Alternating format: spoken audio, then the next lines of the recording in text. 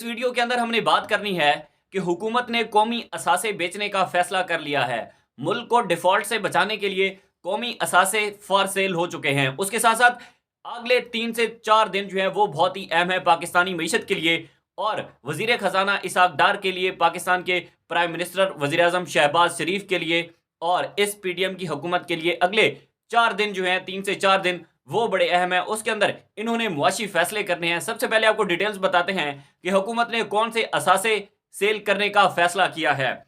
विफाकी हुकूमत ने डिफॉल्ट के खतरे से निमटने के लिए हुकूमती असासा जात को तेजी से फिरोख्त करने का फैसला किया है। मुल्क को जो डिफॉल्ट है उसे बचाने के लिए 2 पावर प्लांट्स को कतर की हुकूमत को बराह रास्त फिरोख्त कर दिए जाएंगे। ये प्लांट 4 साल कबल हुकूमत की निजकारी फहरिस्त में शामिल थे।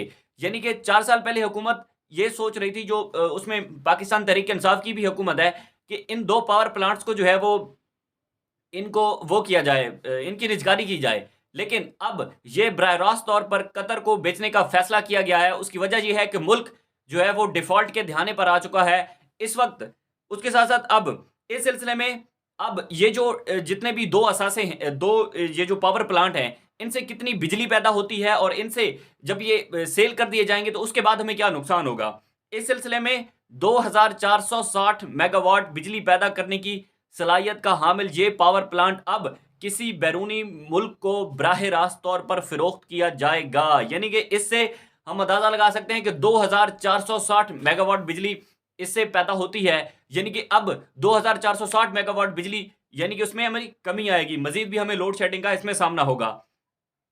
इसी हवाले से हुकूमत ने जो है वो जुमेरात के इस सिलसिले में निजकारी कमीशन का इजलास बुलाया, जिसमें इन दोनों प्लांट्स को निजकारी की फहरिस्त से निकालने का कहा गया। जबकि निजकारी की वजीर आबिद हुसैन, जो कि निजकारी कमीशन बोर्ड के चेयरमैन भी हैं, उन्होंने इस इजलास की सदारत जो है वो वीडियो लिंक के जरिए की है और उन्होंने ये बताया है कि वजीर आजम ऑफिस की ख्वाहिश है कि इन प्लांट्स को बैनुल हुकूमती तिजारती फरोख्त एक्ट 2022 के तहत फिरोख्त कर दिया जाए। किसी भी असासे या इदारे को बराह रास्त किसी भी हुकूमत को फिरोख्त कर सकती है। ये 2 मेन पावर प्लांट्स से जो कि फिरोख्त करने का, बराह रास्त तौर पर इन असासाजात को फिरोख्त करने का फैसला किया गया है।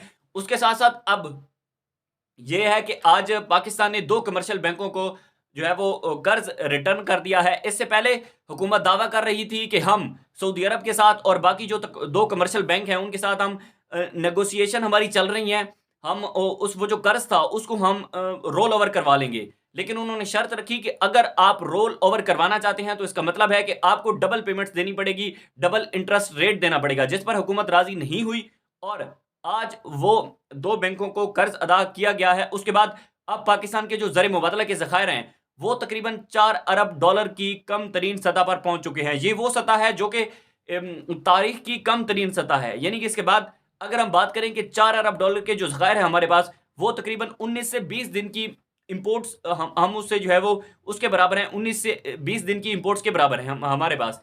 उसके बाद अब क्या होगा, उसके बाद एफबीआर के हवाले से कुछ डिटेल्स हैं कि जब बजट अनाउंस किया जा रहा था और आईएमएफ के सामने डिटेल्स शेयर की जा रही थी, क्योंकि जब भी कोई मालियाती इदारा आपको कर्ज देता है तो वो बजट के हवाले से कुछ डिटेल्स मांगता है। तो उस वक्त उस वक्त जो एफबीआर का हदफ है वो रखा गया था 7,470 अरब रुपए रखा गया था कि हम इतना जो एफबीआर से रेवेन्यू है वो इकट्ठा कर लेंगे, यानी कि इतनी उसकी रेवेन्यू इकट्ठा कर लेंगे। लेकिन अब क्या हुआ कि पहले 4 से 5 माह के अंदर हमने 7300 अरब रुपए इकट्ठा किया, जिसमें से 170 अरब रुपए जो है वो अभी भी बाकी है। यानी कि 170 अरब रुपए की कमी रेवेन्यू के अंदर आई है। अब ये भी हमने आईएमएफ को दिखाना है कि 170 अरब रुपए की कमी है। उसके बाद आईएमएफ ने डिसीजन करना है कि आपने हमारी शर्त मानी या नहीं। ये चीज एक अलग है, ये डिसीजन जो है वो ये अलग होना है। लेकिन जब पहले हम आईएमएफ को बता रहे थे कि हम जो है वो 7,470 अरब रुपए इकट्ठा करेंगे, तो उस वक्त जो है वो बात ये सोचने वाली थी कि क्या हमारा जो एफबीआर है वो इतना रेवेन्यू इकट्ठा कर पाएगा या नहीं। ये एक बहुत बड़ी अहम बात है। अब बात यह है कि अगले 3 से 4 दिन जो है वो क्यों अहम है। देखें, अगले 3 से 4 दिन, कल वजीर आजम शहबाज शरीफ ने कहा कि हम मेरी जो आईएमएफ की एमडी है उनसे बात हुई है और आईएमएफ का जो वफद है वो अगले 2 से 3 दिन के अंदर पाकिस्तान का विजिट करेगा और उसके बाद जो उनका एक पैकेज है, आईएमएफ का जो पैकेज हमें मिलना है, उस हवाले से वो कुछ डिटेल्स मांग रहे हैं। उसके बाद जो वज़ीर-ए-आज़म शहबाज शरीफ ने कहा कि जिनेवा के अंदर जो एक कॉन्फ्रेंस होने जा रही है, उसमें $30 बिलियन की जामे रोड मैप पेश किया जाएगा, जिसमें $30 बिलियन का मतलब है कि हमारे तमाम जो मुआशी मसाइल हैं, उनसे हम निपट सकते हैं। लेकिन मसला ये है कि अब क्या अगले 3-4 दिन बहुत अहम है। क्या IMF का वफ़द पाकिस्तान आएगा या नहीं? इस पर भी बहुत बड़ा तज़ाद है। इससे पहले हमने देखा कि जब वज़ीर ख़ज़ाना इसहाक़ डार वज़ीर ख़ज़ाना बने, तो उस वक़्त उन्होंने कहा था कि 2 जो कमर्शियल बैंक हैं, उनके साथ मेरी बातचीत चल रही है और अगले आप देखेंगे कि 2 दिसंबर को उनका बयान है कि 2 दिसंबर एंड ऑफ दिसंबर जो है वो आप देखेंगे कि हमें $3 बिलियन जो है वो हमारे दोस्त ममालिक से मिल जाएगा, लेकिन वो हमें नहीं मिला। उसके बाद हमने देखा कि अब इसहाक़ डार से जब सवाल हुआ कि जनाब वो तो आपने $3 बिलियन का कहा था कि इस्लामी ममालिक जो हैं वो हमें $3 बिलियन देंगे, अब तो उन्होंने नहीं दिए। तो उन्होंने कहा कि अब हम देख रहे हैं कि जनवरी के एंड के अंदर जो है वो ये इस्लामी ममालिक हमें पैसे देंगे, हमारे जो दोस्त ममालिक हैं। मसला ये है कि अगर हम IMF की तरफ जाते हैं तो IMF हमें कहता है कि आपके जो दोस्त ममालिक हैं वो आपको कर्ज फराहम करेंगे या नहीं।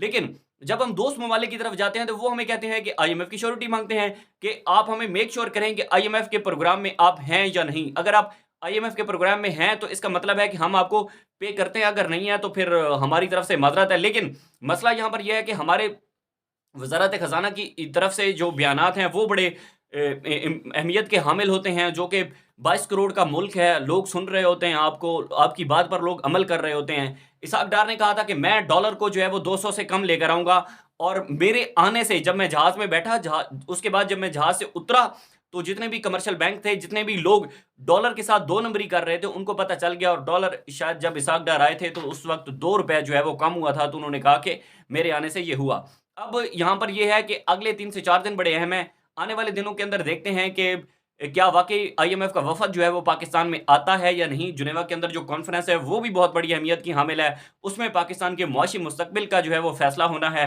और उसमें पाकिस्तान का मुआशी मुस्तक़बिल और पाकिस्तान की जितनी भी हुकूमत है, पाकिस्तान की एस्टैब्लिशमेंट है और जो अपोज़िशन पार्टीज़ हैं, वो तमाम की तमाम जो है उनकी नज़रें जो जिनेवा के अंदर कॉन्फ्रेंस है और IMF के साथ जो हमारे ताल्लुकात हैं उस पर जुड़ी हुई हैं। लेकिन क्या वाक़ई हुकूमत जो है वो इसमें कामयाब हो सकेगी? अपना जो उनका बयानिया है और हुकूमत जो एक सिलसिला लेकर चल रही है, क्या वो उसको डिलीवर कर पाएगी या नहीं?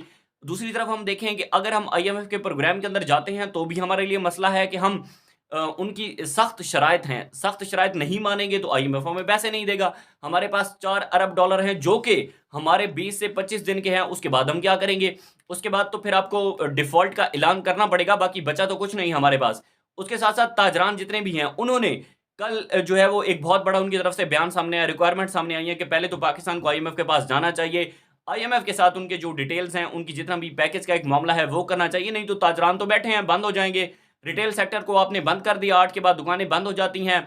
इस वजह से जो है वो सनतें बंद हो रही हैं। पाकिस्तान की सबसे बड़ी जितनी भी सनतें हैं वो जो है वो आपको अल्लाह हाफ़िज़ कह चुकी हैं। तो अब अगले 3 से 4 दिन बड़े अहम हैं। देखते हैं कि क्या वाक़ई ये हुकूमत उसमें IMF के प्रोग्राम में जाती है या नहीं, या फिर बाहर के जो ममालिक हैं वो हम पर कितना एतमाद करते हैं, हमारी कितनी बात को मानते हैं।